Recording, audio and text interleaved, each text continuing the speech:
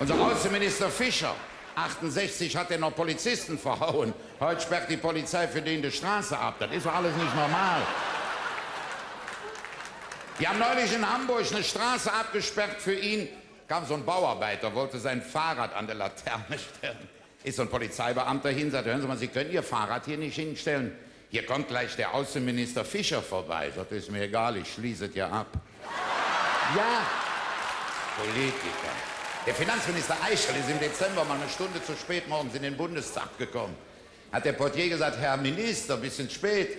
Der Kanzler spricht schon 30 Minuten. Sagt er, über welches Thema? Sagt er, das hat er noch nicht gesagt. Ja.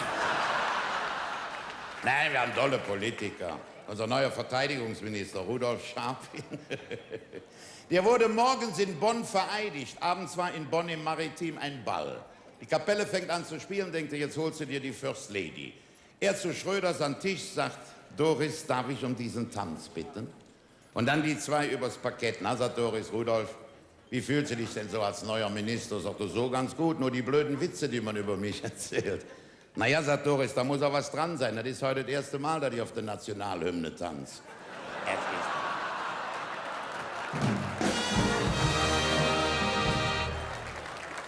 Aber wir haben ja auch über unseren Ex-Ehrenvorsitzenden der CDU, haben wir doch auch Spaß mit gehabt, Helmut.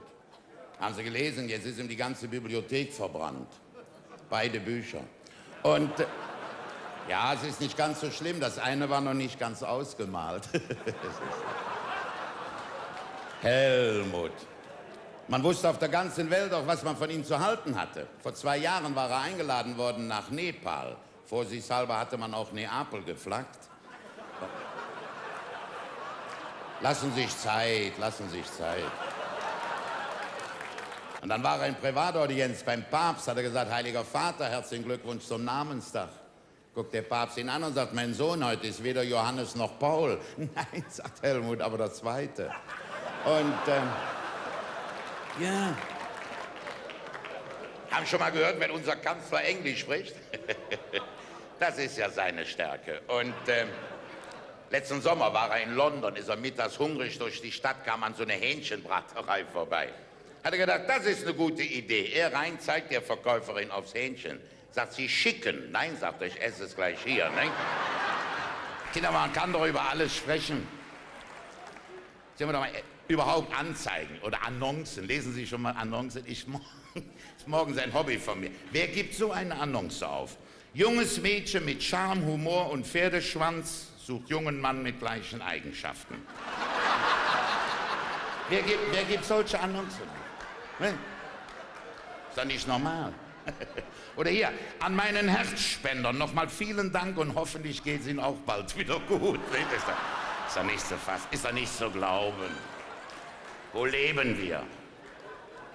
Denkt da immer an den Arzt, der zu dem Mann sagte, Ihre Frau leidet an hormonellen Störungen. Die braucht 3 bis 4 Mal Sex in der Woche, sonst stirbt sie. Kommt der Mann nach Hause, sagt die Frau, was hat der Doktor gesagt? Sagt er, tut mir leid, du stirbst. Männer sind charmant. Über was können wir noch sprechen? Es ist ja verrückt. Ich wohne auf der 4. Etage. Dieser Tage stehe ich am Balkon, rauche eine Zigarette. Höre ich plötzlich, wie am Nebenbalkon einer betet. Lieber Gott, wenn ich das hier überlebe, ich schwöre, ich gehe nie wieder fremd, ich fasse nie mehr eine verheiratete Frau an. Lieber Gott, lass es mich überleben. Nie wieder fremd, nie wieder eine verheiratete Frau. Sag, was ist denn mit Ihnen? Oh, sagte ich, war gerade bei Ihrer Nachbarin. Und jetzt ist der Mann früher nach Hause gekommen. Und jetzt sehe ich, das sind ja 4 Stockwerke. Ich sage, das heißt nichts, Sie müssen springen, der hat einen schwarzen Gürtel. Er den Blick nochmal nach oben, sagt, lieber Gott, lass es mich überleben. Nie wieder gehe ich fremd, nie wieder fasse ich eine verheiratete Frau an. Und dann ist er gesprungen. Wie es der Zufall will, knallt er unten auf 2 Mülltüten. Unverletzt steht er auf, klopft sich so den Dreck runter und sagt, man redet ja eine Scheiße, wenn man Angst hat, ne?